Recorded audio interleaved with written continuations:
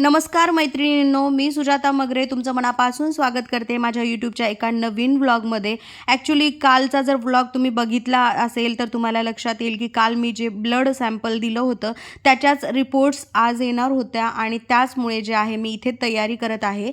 कारण की आज ब्लड रिपोर्ट्स आल्याच्या नंतरच आता त्याच्या पुढचं जे काही हे आहे, काय म्हणतो त्याला आपण, उपचार म्हणा किंवा मग डोस वगैरे द्यायचा आहे ते ठरवल्या जाईल. त्याचमुळे जे आहे आम्ही इथे हॉस्पिटलमध्ये जाण्यासाठी आम्ही इथे निघालो होतो. सकाळपासून अजिबात केस वगैरे मी काहीच विंचरले नव्हते आणि अवतार बघून तुम्हाला लक्षातच येईल की अजिबात मला अजूनही बरं वाटत नाही आहे. कारण की सतत ना अंगामध्ये ताप आहे आणि बॉडी पेन इतकं होत आहे मला की मला सांगताच येत नाही. आणि थोडीशी हलकी सर्दी म्हणतो ना, ती सर्दी पण आहे आणि त्यामुळे ना डोकं पण माझं खूप दुखत आहे. आणि आता हॉस्पिटलमधून नेमकाच फोन आला होता की म्हणजे जायचं आहे, रिपोर्ट्स आलेले आहेत आणि तुम्ही एकदाचं हॉस्पिटलला भेट देऊन द्या.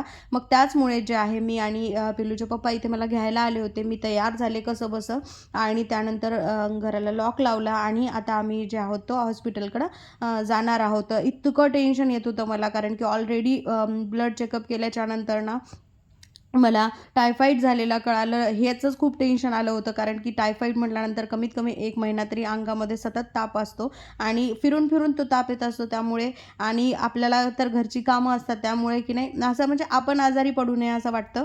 पण कारण की कसं असते माहिती आहे का, आपण आजारी पडलं ना तर घरातली सगळी जी कामं आहेत ना ती खोळंबून जातात आणि एक लिंक लागते असती आपल्या कामाची, किंवा मग जो काही मॅनेजमेंट असते ते पूर्ण मॅनेजमेंट आपल्या कामाचं जे आहे ते बिघडून जातं.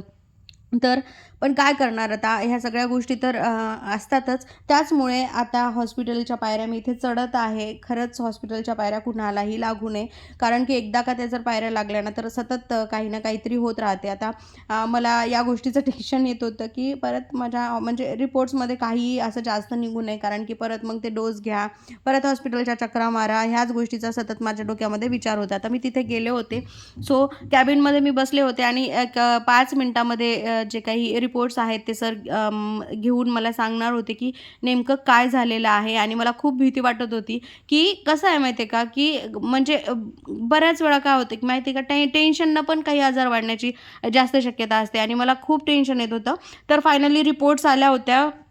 तुम्हाला मी दाखवते. जिथे जिथे अंडरलाईन केलेलं आहे ना तर त्या त्या गोष्टीमध्ये थोडंसं म्हणतो ना आपण डिफिशियन्सी आहे, काही विटॅमिनची डिफिशियन्सी आहे, किंवा मग जे आपण म्हणतो ना की म्हणजे शुगर वगैरे सगळ्याच टेस्ट केल्या, पण थायरॉईड वगैरे अजून काही डिटेक्ट झालेलं नाही आहे, पण बॉर्डर लाईन आहे आणि शुगरची पण बॉर्डर लाईन आहे. त्यामुळे सरांनी स्ट्रिक्टली सांगितलेलं आहे की तुम्हाला एक्सरसाइज किंवा मग वेट लॉस तर करणंच आहे, पण एक्सरसाइज देखील खूप गरजेची आहे. आणि आता या धावपळीच्या युगामध्ये तरी स्वतःला 1 तास देणं इतकं महत्त्वाचं आहे स्वतःच्या बॉडीला. मग ते कुठल्याही ह्याच्यामध्ये तुम्ही द्या, म्हणजे एक्सरसाइज करून द्या किंवा मग वॉकिंग करून द्या किंवा मग प्राणायाम वगैरे करा.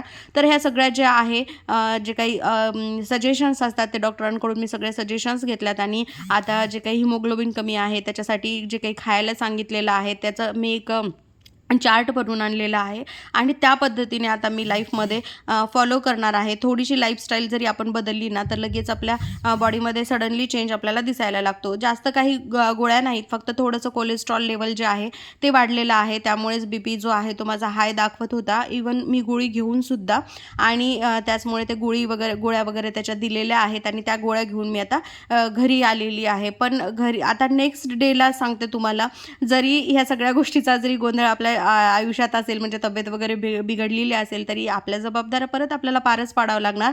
त्याचमुळे नेक्स्ट डे मॉर्निंगला ना इथे बटाट्याची भाजी आणि शॉर्ट टिफिनसाठी ना मी म्हणजे डाळिंब दिलं आणि जे काही चपाती वगैरे आहे ते मी बनवून डब्याला दिलं, कारण की एक डबा तरी ना म्हणजे फुल लंचचा जो असतो ना त्या पद्धतीनं जर डबा दिला तर लेकराचं पोट भरते. आणि दुसऱ्या डब्यामध्ये मी फ्रूट दिले, कारण की आज 2-2 भाज्या बनवा किंवा मग एखादी अशी एक्स्ट्रा डिश बनवा असं माझ्याने होणार नव्हतं. त्यामुळे एक ऑप्शन म्हणून मी फ्रूट दिलं त्याला आणि दुसऱ्या डब्यामध्ये मी चपाती आणि बटाट्याची भाजी दिली. आणि बाकीच्या ज्या काही पोळ्या होत्या मला करायच्या, म्हणजे आता मला आणि बेलूच्या पप्पाला जेवणासाठी जे काही स्वयंपाक होता तो पण मी सोबतच करून घेणार होते. फायनली मी हा डब्बा जो आहे ना तो पिल्लूसाठी भरते, कारण की कसं आहे माहिती आहे का, आपण जर या गोष्टीसाठी कंटाळा केला ना तर मग लेकरांची म्हणजे फार काय म्हणतो त्याला की दशा झाल्यासारखंच होते, त्यामुळे ते नकोसं वाटते आणि एखाद्या तासामध्ये कंपल्सरी स्वयंपाक तर होऊनच जातो. त्यामुळे मी पटकन उठले आणि पिल्लूचा डब्बा पहिल्यांदा आवरला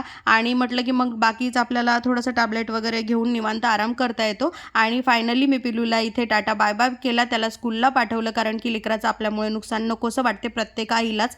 तर व्हिडिओ कसा वाटला कमेंट सेक्शनमध्ये नक्की सांगा.